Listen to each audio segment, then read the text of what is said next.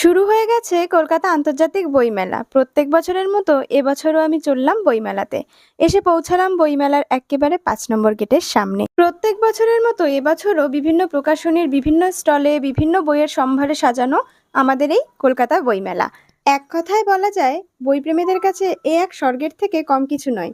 এছাড়াও রয়েছে বিভিন্ন দেশের বিভিন্ন স্টল।